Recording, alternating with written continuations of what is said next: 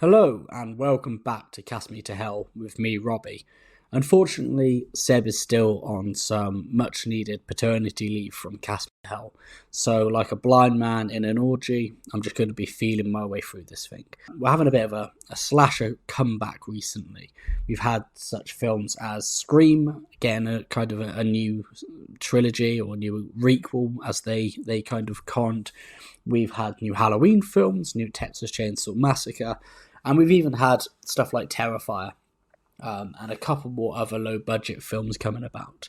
So I thought I'd talk a little bit about some underrated 80s slashers that I feel have flown under the radar or don't quite get talked about as much as they should do. As always, if you've enjoyed the show or if you're a long-time listener and you quite haven't yet, hit the subscribe button, leave us a lovely review and it helps us grow. The first film that I'm talking about is Intruder from 1989. Now, this film was written and directed by Scott Spiegel, who actually co-wrote Evil Dead 2, and he played the original Scotty in Within the Woods, which was Ted Raimi and Bruce Campbell's short student film that they kind of made to kind of get financing to then go on and make The Evil Dead. And Ted and Sam Raimi are heavily pushed as appearing in this, as well as our boy Bruce Campbell, but Ted and Bruce only really have bit parts, while Sam Raimi does play a supporting character, and he gets quite a nice little kill if I'm being honest.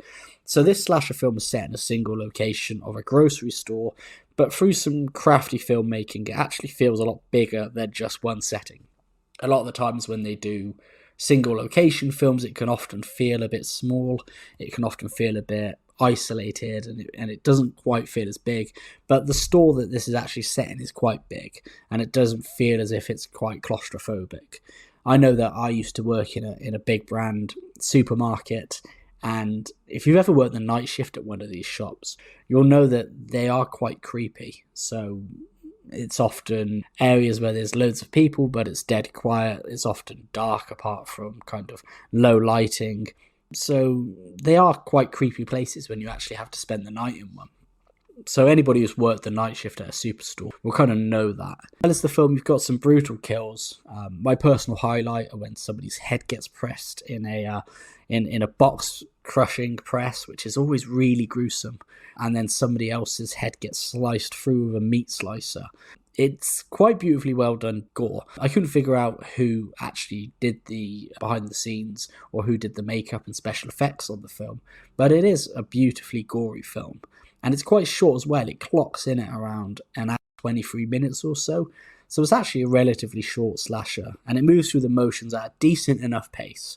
Though if you haven't seen Intruder and you're kind of intrigued by it, I wouldn't watch any of the trailers because for some reason, whoever was putting this together decided to give away the killer in the trailer. It's a really baffling decision, but it's a good film. It's quite often high on these underrated 80s slasher lists, and you can see why when you watch it. It doesn't overstay its welcome.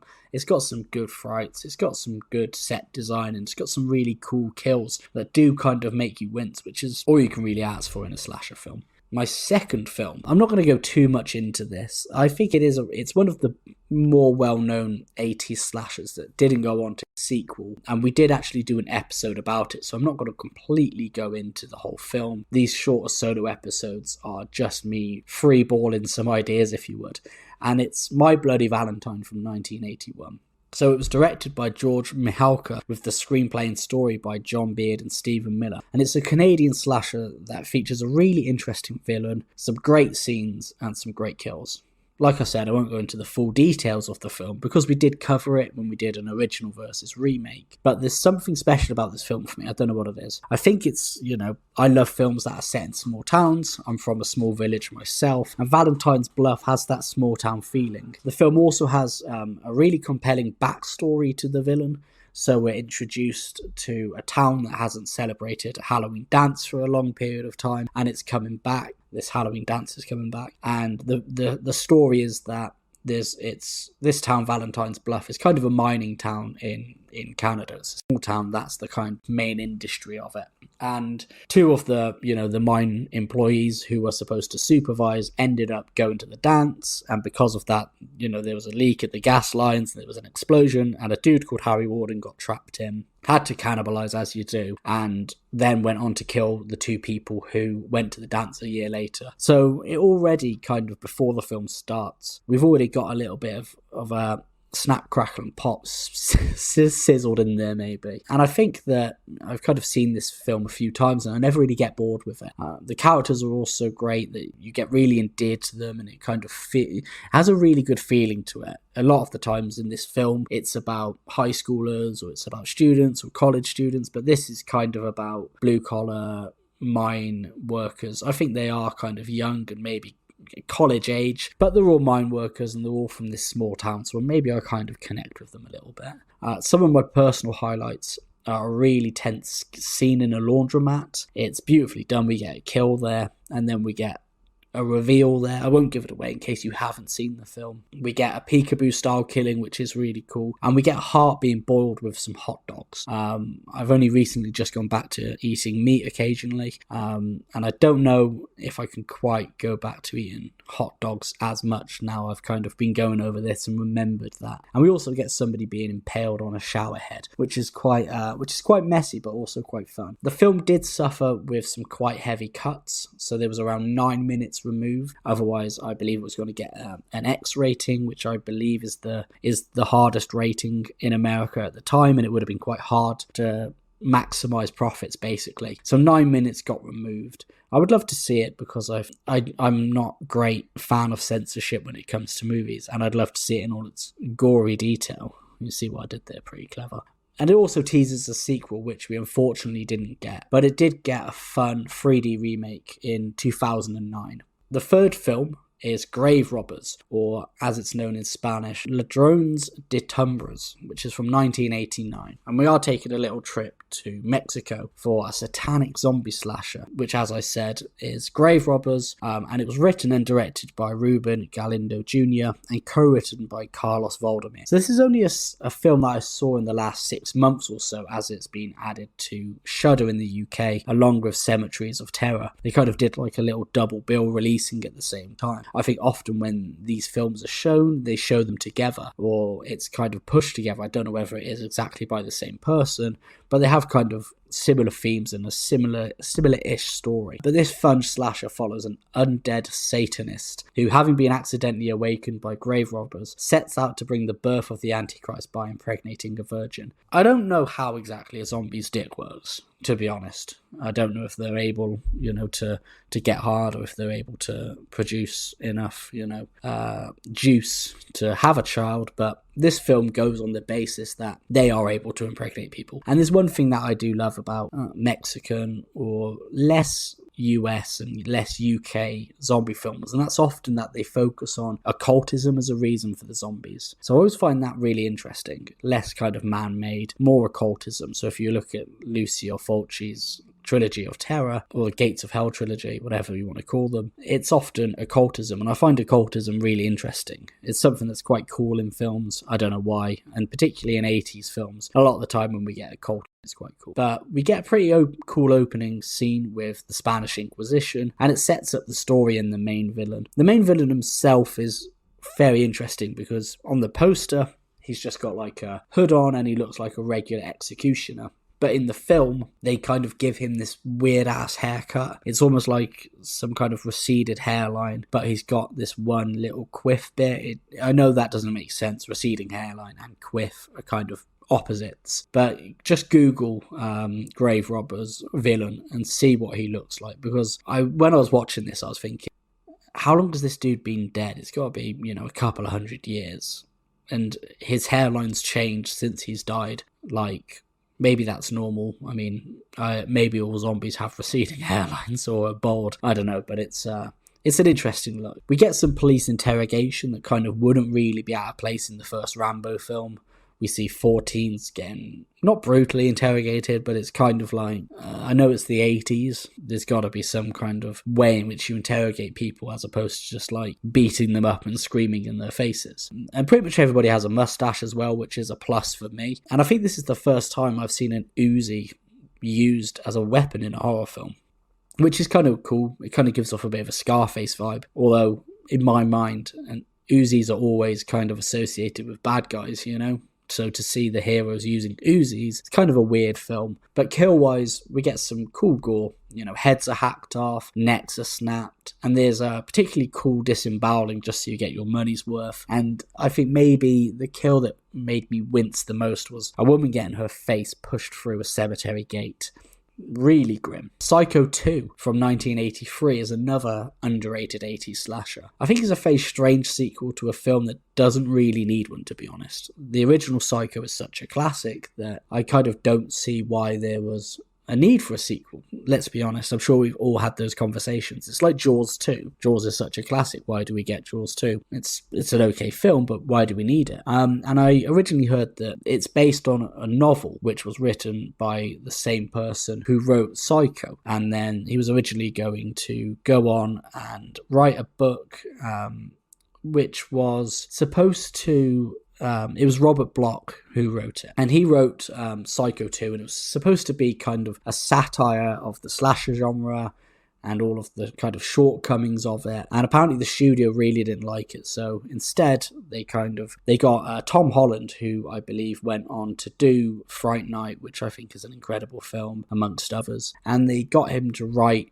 his own version of it, whether they wanted to get ahead of the narrative, because a lot of the times, you know, if a book and a film come out around the same time or shortly after one another, most people will see the film and then would assume that the book's kind of usually better, but that it's a faithful adaptation. So I don't know whether that was the whole idea. And before watching it, I will be honest, I expected it to be pretty shit. Hands up, you know. I expected just a standard slasher affair maybe, but actually we got something a little bit more interesting, I think. We get Anthony Perkins returning as Norman Bates and a couple of other returning characters. We follow Norman Bates after he's been released from a 22-year stint in a mental institution, and we see him return to the Bates Motel, and then a string of murders follow him. For me, the character of Norman Bates is a really interesting character, and the way the film goes from him being the antagonist in the first Psycho to being protagonist is pretty well done, and it's a good story device. I think Norman Bates has always been a slightly tragic figure. I know he's kind of known to be a great movie villain, but he's always supposed to be, if not, I don't think sympathetic's the right word, but he's always supposed to be kind of tragic and a bit of an interesting character study when you look at his motives and his psyche and stuff like that.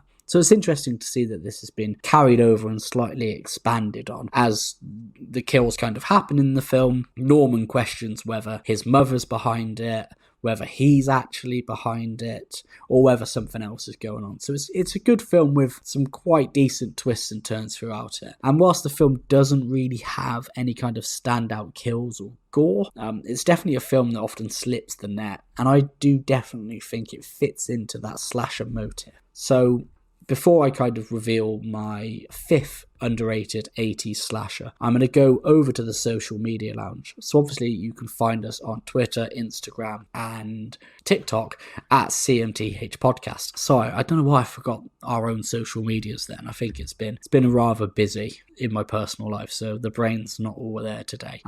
But I always put up what we're going to be talking about, and I get some feedback or some ideas. So Henry Shivers suggested for underrated 80s slashers The Initiation, which I think is a great one.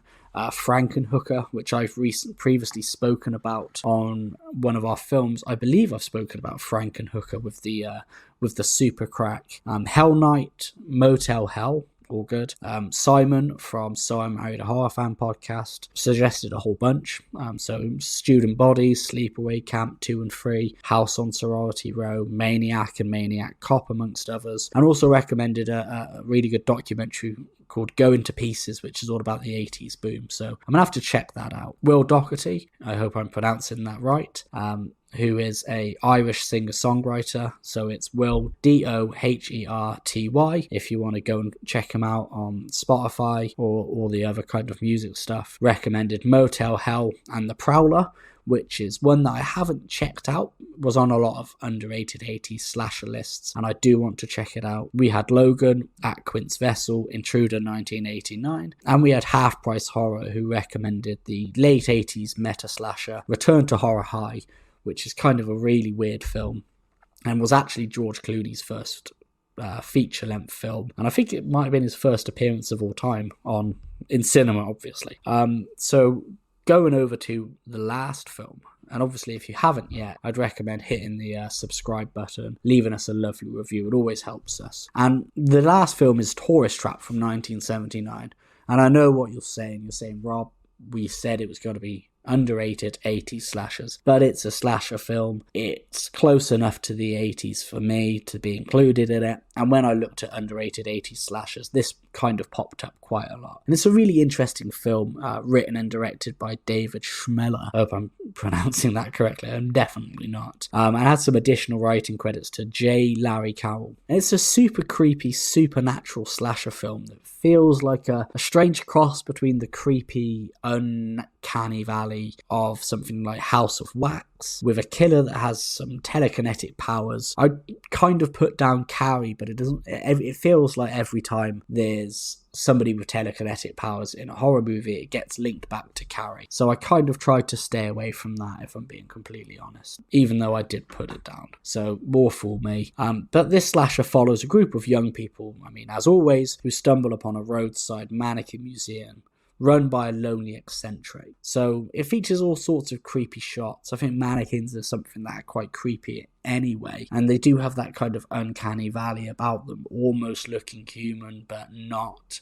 I don't know if anybody ever played Condemned, but that was an extremely class game, and there was a really interesting level on it where you were inside like a disused shopping mall, and some of the enemies were kind of dressed up as mannequins, and whenever you kind of turned around, they'd come and attack you. So it was really creepy. And the DLC for Resident Evil Village, Shadows of Rose, I believe has done something similar with a mannequin where you don't look and it moves. And I think mannequins themselves are just really creepy. I know there was a 1980s rom-com about a mannequin that comes to life overnight, and I don't know, it would be an awkward relationship to have and to maintain, But it's kind of filled with these creepy shots, people being turned into mannequins, and some supernatural slaughter, I would say. I actually discussed the worst kill in this film on a previous episode. I think it was one of our in memoriams, maybe most terrifying deaths, and it's basically where somebody gets turned into a mannequin. They're